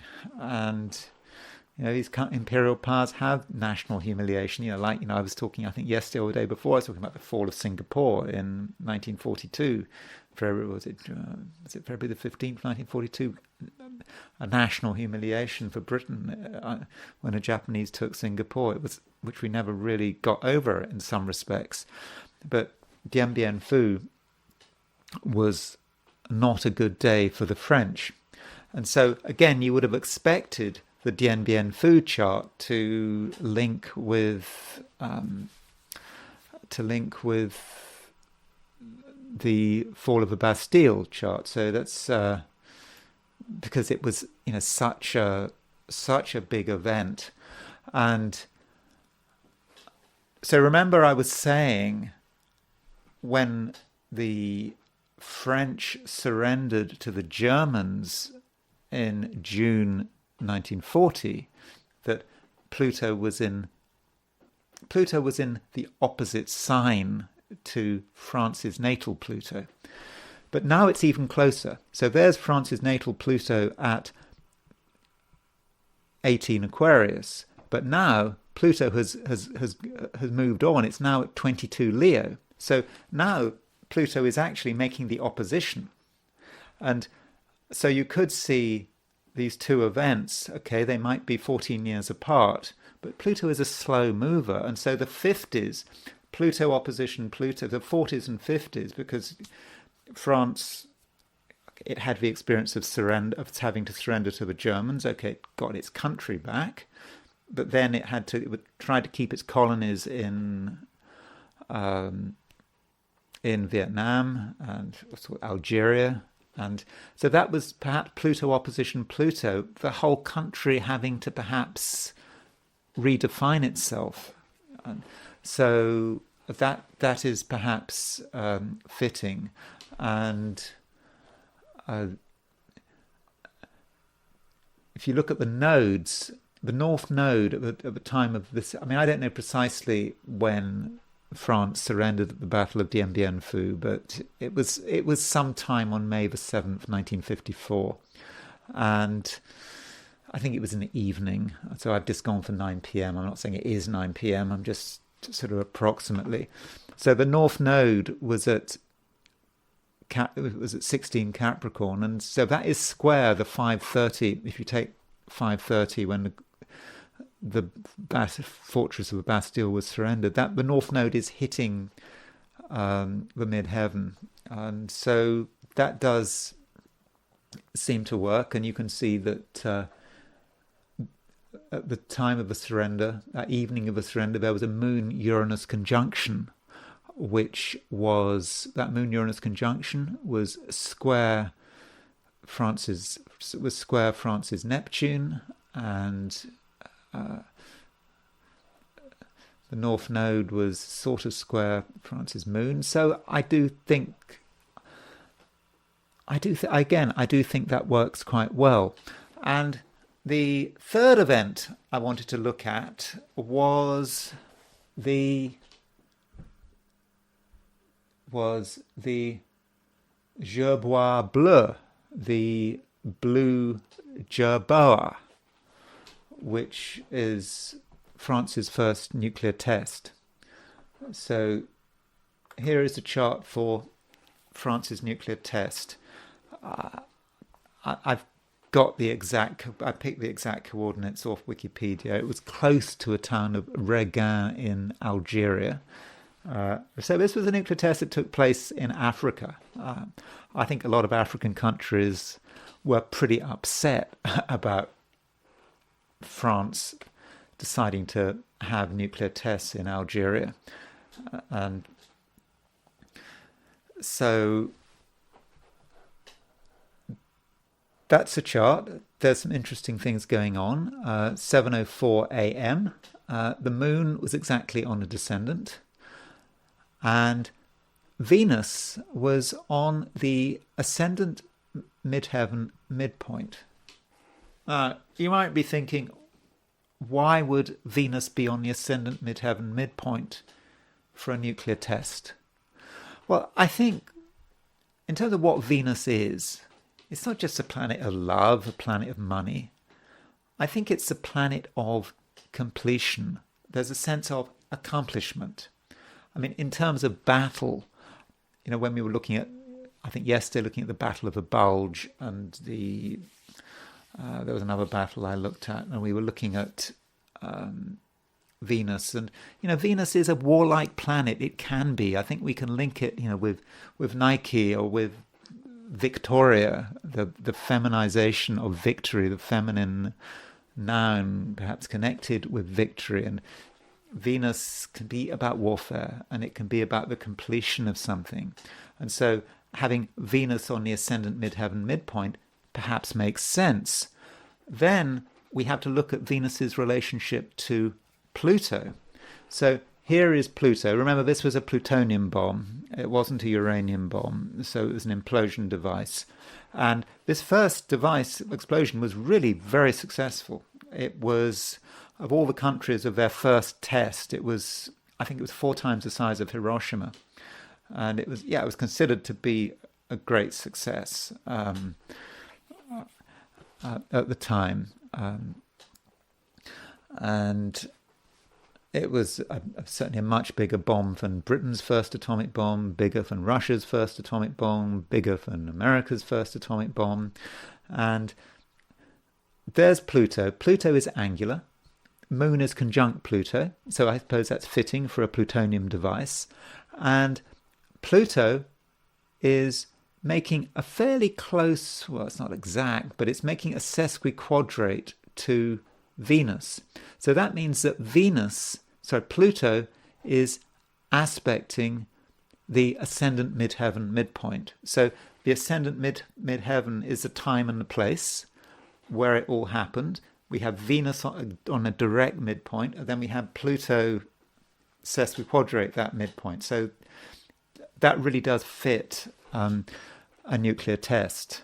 So to my mind, that does work extremely well.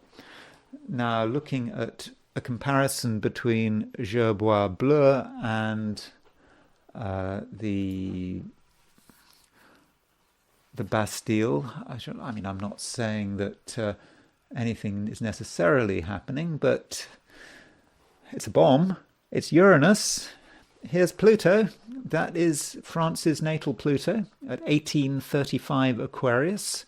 And we see that that Uranus is opposition that natal Pluto. So that, to my mind, yes, it kind of is exactly what you'd expect. And interestingly, Pluto is if you take 530 as the time when the Bastille surrendered, Pluto was aspecting the ascendant midheaven midpoint. So Pluto was aspecting the ascendant midheaven midpoint in its natal chart, and it was also aspecting the ascendant midheaven midpoint in the chart for the first nuclear explosion. And transiting Uranus was pretty much exactly opposition that Uranus, which I do think that that is fairly impressive. One final event which I've already looked at, and that is the blowing up of another blowing up, and that's the Rainbow Warrior. So I looked at the Rainbow Warrior chart. Remember, the Rainbow Warrior was a Greenpeace vessel which was getting in the way of France's nuclear tests in 1985, so in the South Pacific. And French agents blew up the Rainbow Warrior, sunk it, and a photographer was drowned as a result of what the French were doing. And I just wanted to quickly compare that chart with the fall of the Bastille. So we've got fall of Bastille, Rainbow Warrior. Okay, so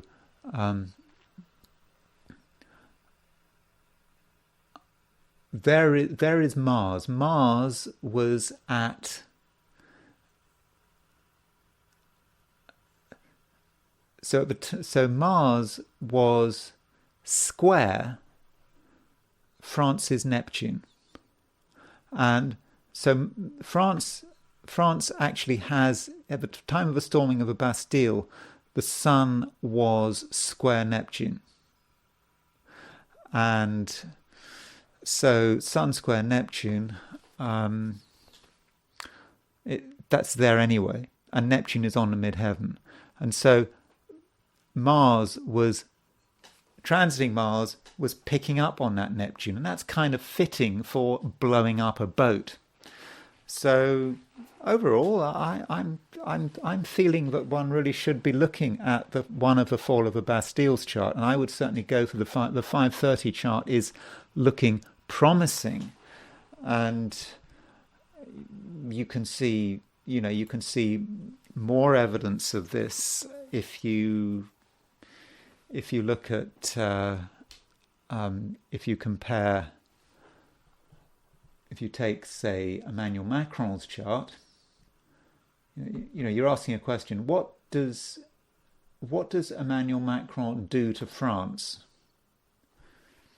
Here's Macron's chart, December the 21st, 1977, and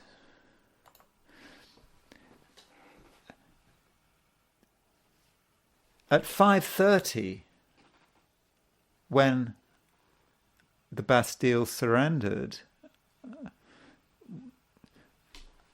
the midheaven was at 1648 Libra. Macron's Pluto is at 1627 Libra. So basically, Macron's Pluto is exactly on the midheaven of the Bastille chart, the 530 Bastille chart. So it seems that Macron is having quite a devastating impact on France. It's quite overwhelming. He is really changing things. Okay, he might think that's great because he might think that he's changing things his way, but perhaps it's not working out like that. For example, what he's done calling this election and the forces he has brought out, whether it's of the far left or the far right, he's almost empowered the far left and empowered the far right through his perhaps his autocratic behavior, and that's Macron's Pluto. It's perhaps not working out quite how he imagined, though maybe you can see how Macron got elected, because if you take the view that France has 17 Sagittarius rising and Macron has Venus at 21 Sagittarius, that might have helped him perhaps get elected, particularly in that first election in 2017. Perhaps he had the charisma that France was looking for, because things have gone pretty sour at this stage, haven't they? And so there is a sense that things perhaps are going wrong. Let's look at Macron's South Node. Macron's South Node is on the Moon. the moon might be the French people.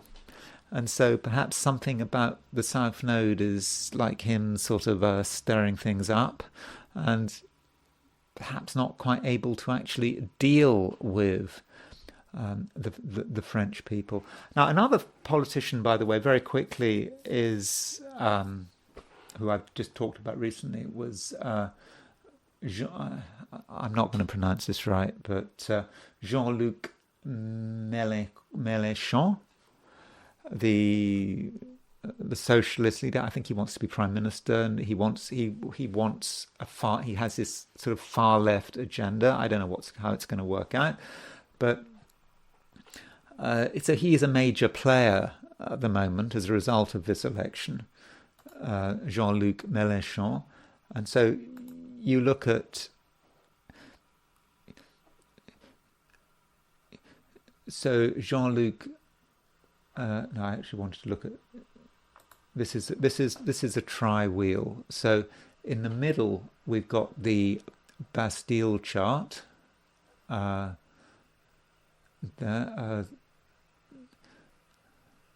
That hasn't worked. Sorry, let me start again. So I'm just going to compare the Bastille chart with Mélenchon's. Nearly there. Bastille final. With Jean-Luc. There you see Jean-Luc Mélenchon has got his Neptune on France's midheaven. So poor France, having to deal with Macron, who's got its Pluto on France's midheaven, and then it's got Mélenchon, Jean-Luc Mélenchon, who's got his Neptune on France's midheaven. So you can see how these two men are really messing with France. You can perhaps see that. Now, I do want to consider what is happening right now, whether we can gain any information about it, about what's happening to France. And I've looked at this in some detail. I suppose a good place to start is, or would be, the solar return of the storming of the Bastille. So, solar return, storming of the Bastille, solar return for 2024 is this. Here's the chart.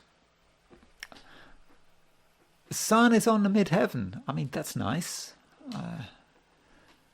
It's very prominent, the sun on the midheaven, and that's okay. But this is set for July the 14th, 2024. The day after the solar return, there is a Mars conjunct Uranus on Algol.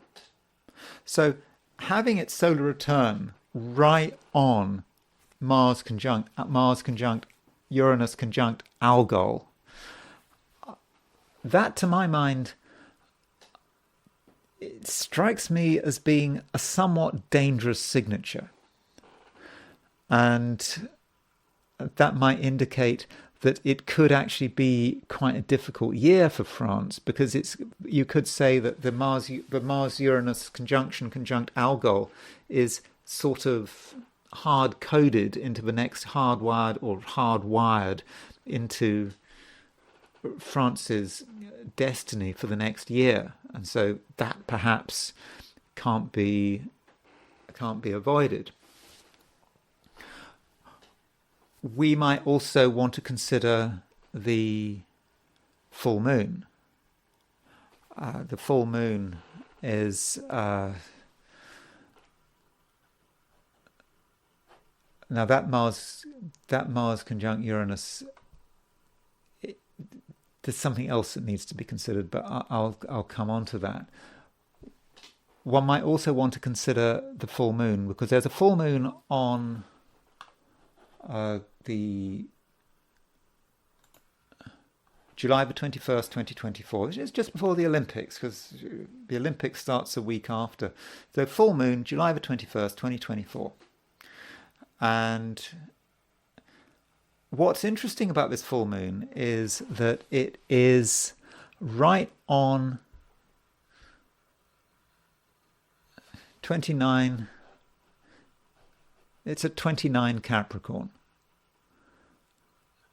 That's the first point about this full moon. Second point is there is an exact Uranus-Mercury square. So let's start off by comparing this full moon with that of Emmanuel Macron. So Emmanuel Macron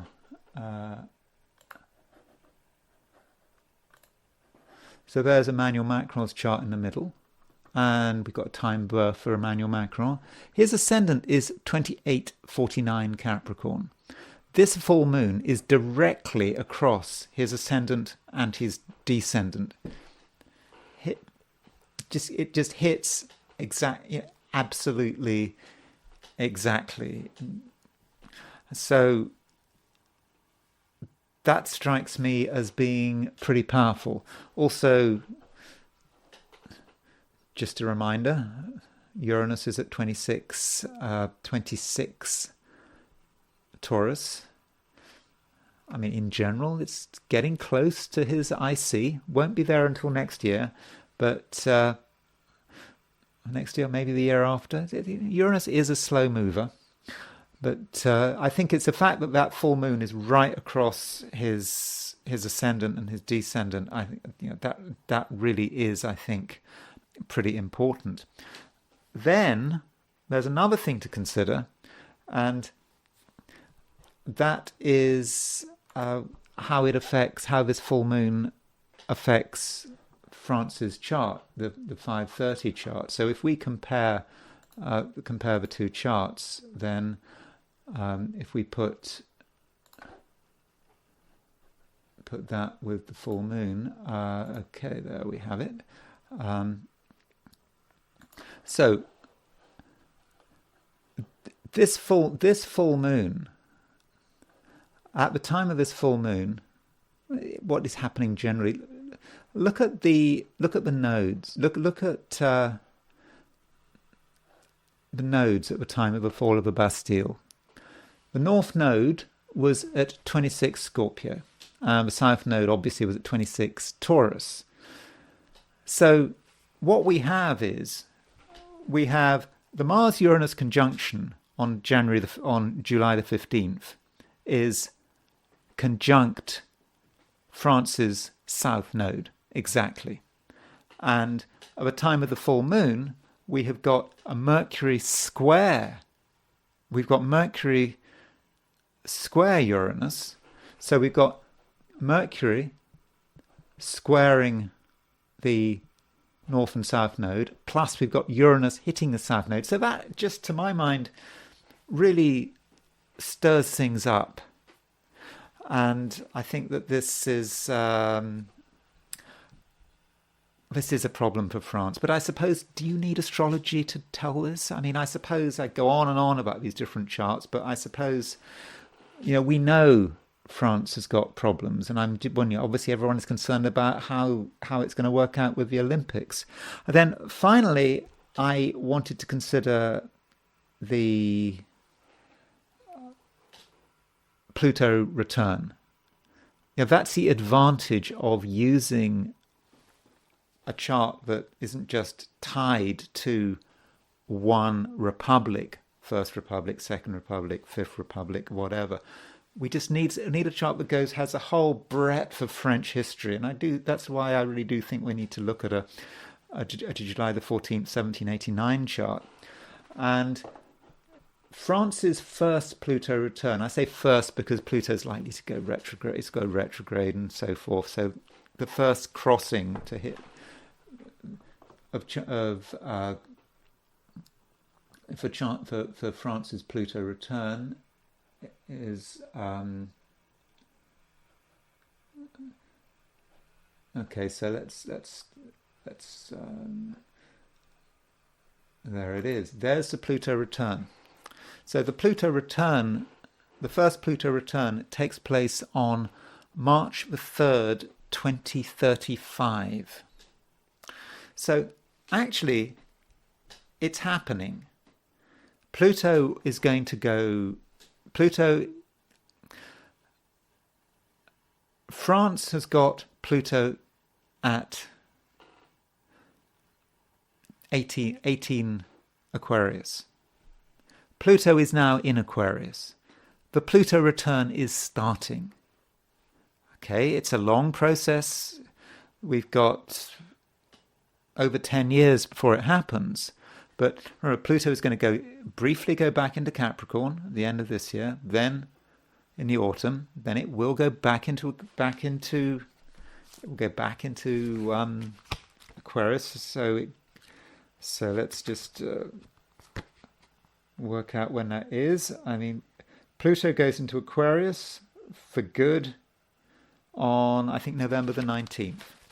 And after that, you could say that after November the 19th of this year, France's Pluto return actually starts, at least from a sign perspective. And it finally becomes exact in just over 10 years' time, March the 3rd, 2035. And we could actually take the exact moment of this Pluto return. If we take this Pluto return, March the 3rd, 2035, this is the exact time, we see Pluto is exactly on the midheaven. Midheaven 22, 29. Pluto is going to be at 18 Aquarius. So that seems to me to be pretty strong. So I wouldn't want to sort of necessarily completely obsess about the precise moment of that chart. But the thing about the Pluto return is, this is France is, as a republic, is quite a relatively new country, just a few centuries old, and we've just had the United States' Pluto return. Britain has had has had quite a few Pluto returns. If you take its 1066 chart, but so this is it, and so I'm thinking that this period is going to be absolutely dramatic for France coming into its Pluto return. And we talk about the Fifth Republic, and I cannot see how the Fifth Republic is going to last. There's going to be a Sixth Republic pretty soon. So Jean-Luc Mélenchon, have I pronounced that right? Probably not. He has been advocating for a Sixth Republic since 1992. In other words, he wants a republic where the legislature is stronger and the president is weaker. And I don't know what his current views are, but I'm pretty sure he continues to want a Sixth Republic. But we're going to see a Sixth Republic. So that's another reason not to worry, not to entirely focus on the horoscope for the Fifth Republic, because the Fifth Republic is not going to last so much longer with the Pluto return coming up. So the astrology really does show us how much France is going to change. And yeah, I think this Pluto return, we're already in it. It's about to start. So that's it. That's all I'm going to say about France. I hope you found that of some use. I probably went on for far too long, but I hope you found that interesting. If you enjoyed this video, I'd be very grateful if you were to like it. If you are not subscribed and you liked it, then of course I'd be super grateful if you were to subscribe. And if you want to buy me a coffee, there is a link in the description. So thanks again for listening, and I will talk to you again very soon.